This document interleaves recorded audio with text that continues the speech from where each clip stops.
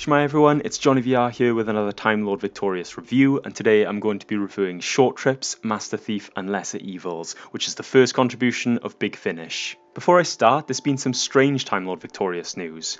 Big Finish have announced another contribution titled Genetics of the Daleks, starring Tom Baker. It is a prequel to The Escape Room, A Dalek Awakens, but both this and The Escape Room can be enjoyed as separate stories. This contribution appeared in Doctor Who magazine issue 556, and when asked about it, James Goss, the producer, said that it was a mistake. In addition to this, Big Finish said that Echoes of Extinction was their final contribution to Time Lord Victorious, and Daleks the Animated Series was stated to be the final missing piece of Time Lord Victorious. So what's going on here? I gather that maybe James Goss said that it was a mistake in the magazine because it wasn't supposed to be printed, and not that it didn't exist. The only other explanation I can think of is that pre-orders for Big Finish Time Lord Victorious content was so high that they just had to make more. Backing this up is the fact that this story was recorded on September the 15th, which is 4 months after Big Finish opened their pre-orders for the Paul McGann trilogy, and 2 days before the release of the Doctor Who magazine.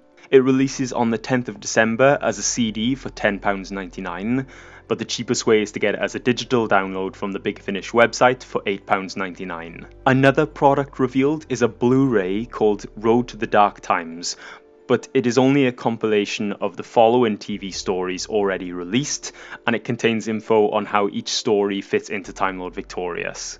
It releases on the 9th of November, and for £22.99, I'm going to give this a miss. But for those of you who want to give Time Lord Victorious a go, check out my Time Lord Victorious playlist where I go through each of the products and the cheapest way to experience the story. As always, the first part of this review will be spoiler free, then I'll give you notice when I'm going to go into spoiler territory. And if you've read this book and you want to talk about it, let's have a discussion in the comment section. Just beware of potential spoilers, so put a spoiler alert on your comment to let others know. So on to the spoiler free part of the review.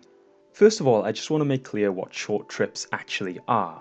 As the cost of this purchase, including 2 short trips, is £4.99 from the Big Finish website, it's not so much a full cast audio drama. The story is performed only by Jon Culshaw. He reads the story and acts out the dialogue, often adding things like, "said the master," after acting out his line.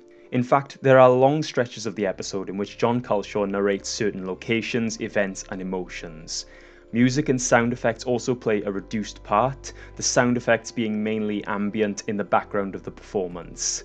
Sound effects are used only when they are needed, as is the music. Both episodes come in at a runtime of around 40 minutes, so in total there's about 80 minutes of content. Jon Culshaw voices every character, including the incarnations of the Master, originally played by Roger Delgado and Anthony Ainley. He's played other characters for Big Finish before, such as the Third Doctor, and he does an incredible job of acting out as these incarnations of the Master.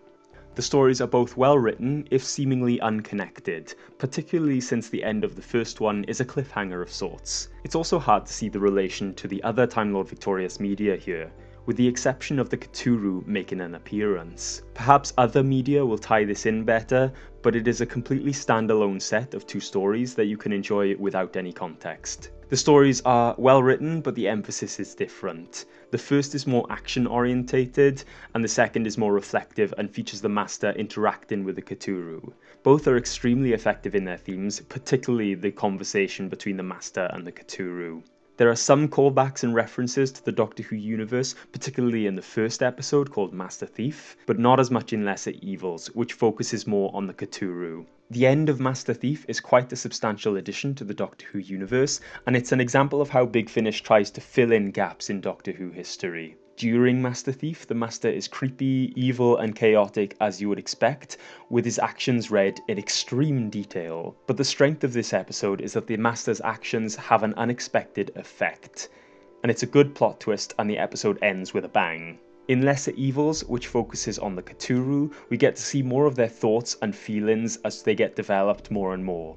And the benefit of the audio medium is that we get to hear them too. The interaction between the Master and the Cthulhu is both unnerving and surprising, as we get to see more of how a Cthulhu would react to a situation. It leaves you wondering what the outcome will be throughout, as the Master and Cthulhu exchange their thoughts and arguments of the situation.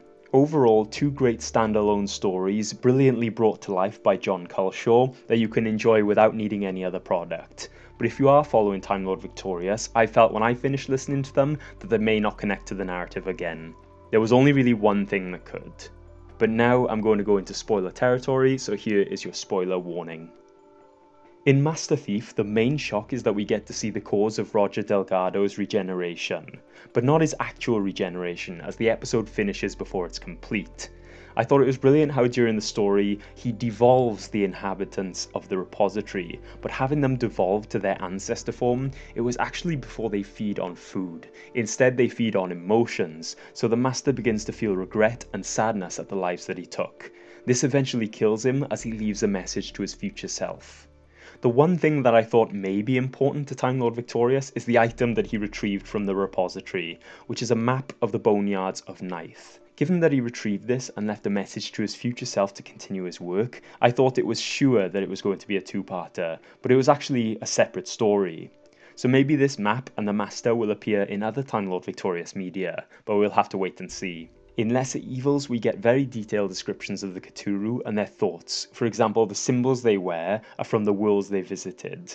We learn more about the detail of their work, giving allocated lifespans to the trees on the planet Alexis, and also a different lifespan to the moss on those trees. They also appear to find humour in their actions, sometimes dishing out lifespans on a whim. I love the interaction between the Master and the Cthulhu, as this renegade Time Lord attempts to negotiate with the Bringers of Death. The Master tries to defend a species called the Mangello from the Cthulhu, albeit for a slightly selfish reason, as you would expect. The Mangello species itself is described really well and expands the Doctor Who universe, but ultimately they don't survive.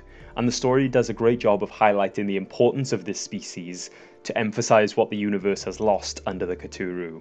So there we are, that's my review of Short Trips, Master Thief and Lesser Evils. Let me know what you thought of this instalment of Time Lord Victorious. Feel free to post comments about the story, but beware there may be spoilers there. So perhaps put a spoiler warning on your comment if you're going to talk about the actual story. Stay tuned for more Time Lord Victorious reviews, and if you haven't already, check out my Time Lord Victorious playlist, where I go through each product and the cheapest way to experience the story. If you want to support our channel, you can do so by going to coffee.com/skybotfilm, where you can tip us the price of a coffee, which we will use to get better equipment and make better videos for the channel. So with all that said and done, thanks very much for watching, and I'll see you next time. Bye!